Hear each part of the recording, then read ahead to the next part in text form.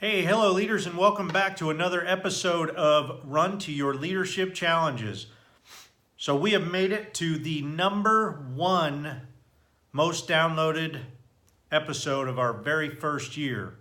And number one goes all the way back to episode number 32, and it was an episode that I wish I didn't have to record, or it was an episode that I wish I didn't have to do, because it was the most challenging episode that I did the entire year and probably of my life, because episode number 32 was a tribute to my dad, and it was very difficult. Actually, I just got finished listening to it a couple of times, and yeah, I shed a few tears.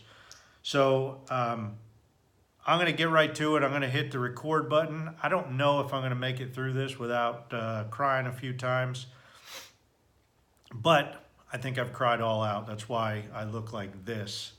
And man, it's been a year, but it seems like yesterday, especially when I was listening to the original podcast, number 32. So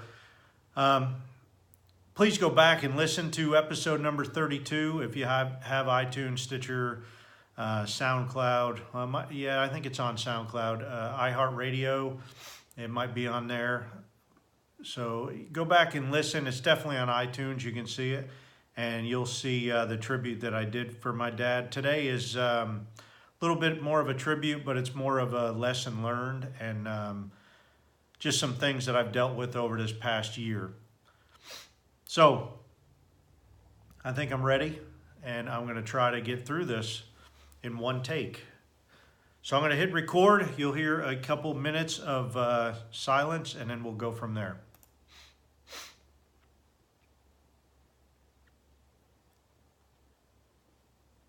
Hello leaders, and welcome to Run to Your Leadership Challenges.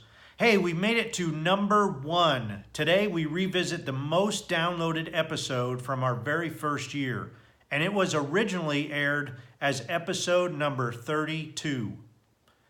Now, this episode was by far the most difficult challenge that I've ever had to face in my life, as episode number 32 was a tribute to my dad, who died on March 22nd, 2018, almost a year ago. Now, I'm not going to do another tribute per se, but I am going to tell you a little bit about this past year without my dad, so that maybe you can learn something. This past year without my dad has been up and down. I'm going to be honest with you. There have been, of course, all the firsts. You know, the first opening day of baseball, which was only a week or so, or like a day after his funeral, I think. You had the first day.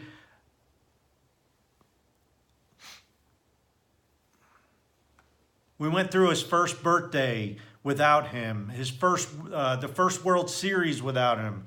And believe me and my dad were big baseball fans, and we used to talk a lot during baseball games. So all those first times watching a Yankee game without him, of course, the first Thanksgiving and Christmas without him.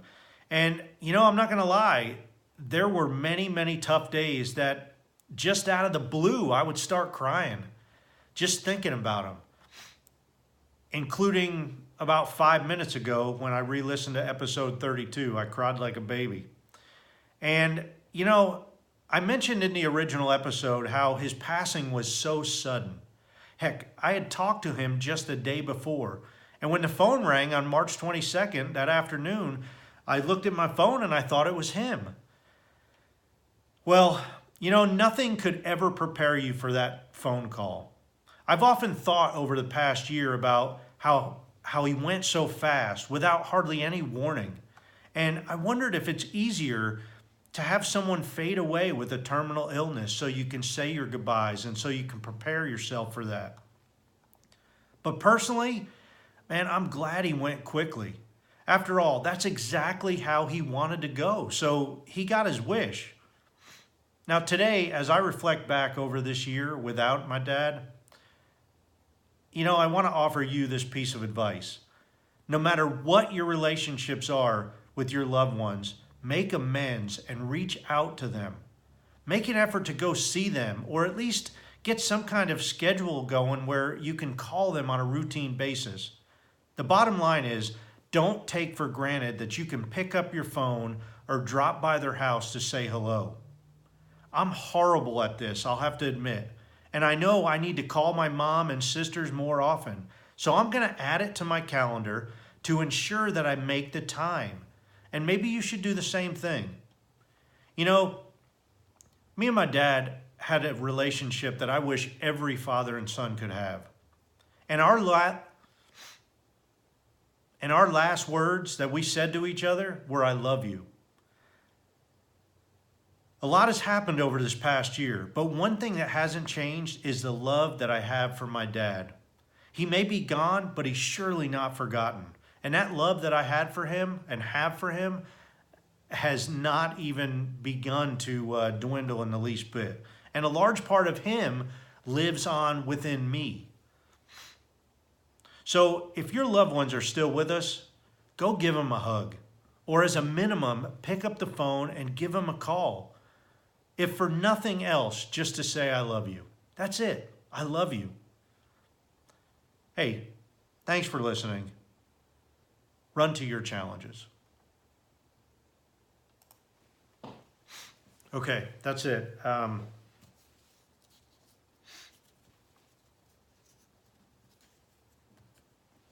made it through, barely, and I think it's time to shed a tear or two again. But hey, I'm here to tell you, if your mom, dad, sisters, brothers, kids are still around, and if you have rifts with them, or if you have something that's dividing you, man, reach out to them. Put the stuff aside. And I don't know what may be causing you to be separated, but you know, when they're gone, they're gone. My dad and I lived apart for a long time. We hadn't seen each other in about 4 years when he died. But we called, but not nearly as much as I should have. You know, I mean, it was nothing for us. If a Yankee game was televised here, I'd pick up the phone, call him. We'd talk for 3 hours during the whole game, yell and scream at the TV. You know, him in New Jersey, me here in Arkansas. But just reach out to loved ones. Don't take them for granted that they're here, that you can say hello, because just like that, they can be gone.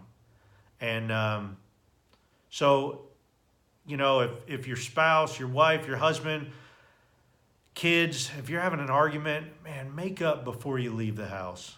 You know, give them a hug. Give them a kiss goodbye. Say you love them. Because you never know when that last time's going to be. Because life is short. And so all too often we take it for granted. But learn from me. And man, I took for granted that my dad was here. And I take for granted that my mom's here. And my sisters. So I'm going to make that time. I'm going to schedule out a good time. I'll talk to them and say, hey, what's a good time that we could schedule, and say, okay, this day, this time, whether it's once a month or once a week, even if it's for 15 minutes. I know everybody's busy, but maybe we can block out 15 minutes a week or 15 minutes a month. You know, that wouldn't go over big with my dad, and it's not going to go over good with my mom either, because we're talkers. We got the gift of gab, right?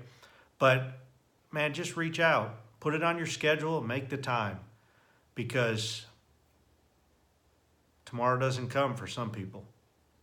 So, hey, I love you all. Thanks for listening.